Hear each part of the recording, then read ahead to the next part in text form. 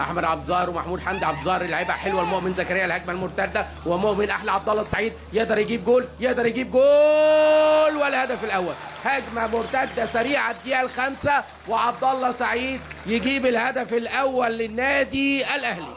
عبد الله السعيد الهدف الاول للنادي الاهلي في الدقيقه الخامسه. بقول لحضراتكم هجمه مرتده، يا ريت تعيدها لنا مخرجتنا ايناس. ادي اللعبه وادي عبد الله وادي الانفراد، وعبد الله على طول حط الكوره واستنى، ولحظه محمد بسام ما خرج، لكن اللعبه اتعملت حلوه. احمد عبد الظاهر احلى مؤمن واحلى عبد الله السعيد، 3 هجمات بهدف على طول، وعبد الله وقف عليها ثانيه وحطها على يمين محمد بسام، والهجمه المرتده السريعه عملها النادي الاهلي، والهدف الاول عبد الله السعيد في الرزق الاولانيه.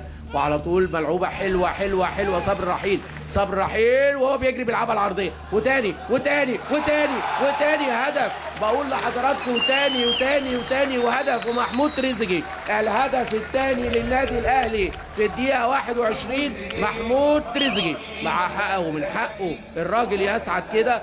كابتن فتحي مبروك، معمول شغل جيد جدا في اللعبه اللي فاتت، والدقيقه 21 محمود تريزيجيه يجعل النادي الاهلي متقدم 2-0. ادي كره صبري رحيل، ادي التحرك، وادي تريزيجيه بوش رجله حاططها في سقف المرمى. ادي الكره حلوه، عبد الظاهر راح فيها، تريزيجيه جات له ما استناش الراجل، وهدف تاني للنادي الاهلي، والاهلي يتقدم اعزائي في الدقيقه 21 2-0.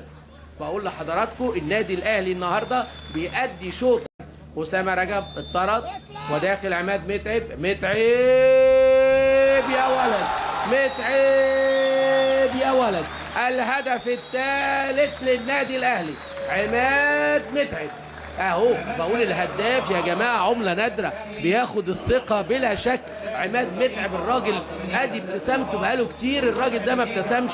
عماد متعب هداف من الطراز الاول، وعماد متعب في الميعاد. الهدف الثالث للنادي الاهلي. ادي الكابتن فتحي مبروك صاحب العصا السحريه في اداء النادي الاهلي الحقيقه. لقاء النصر ثم اللقاء النهارده الدقيقه 38 تقدم للاهلي 3-0.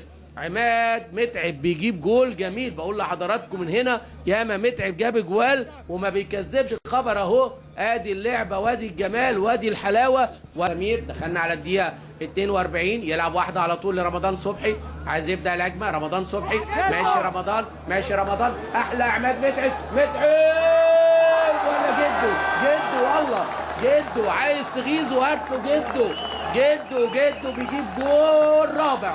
محمد ناجي جده. لا لا لا، النهارده كوره جميله، النهارده في زي ما بنقول فرح للنادي الاهلي، بيعود نجومه وده شيء مطلوب. محمد ناجي جده، لكن الخلطه السحريه لفتحي مبروك بلا شك ليها قيمه كبيره. الدقيقه 43 اعزائي مشاهدي نايل سبورت والتلفزيون المصري، محمد ناجي جده بينطلق ويجيب الهدف الرابع للنادي الاهلي. وادي جده رايح للكابتن فتحي مبروك بيهنيه، وادي كده لقطه جميله. بقول لحضراتكم لعيبه النادي الاهلي محتاجه كانت ثقه. ادي اللعبه استلم رمضان صبحي عملها له حلوه حلوه، وناجي جده رايح وجايب جول جميل جميل جميل من تحت محمد بسام، الهدف الرابع للنادي الاهلي. لكن بلا شك تشعر كده ان لعيبه النادي الاهلي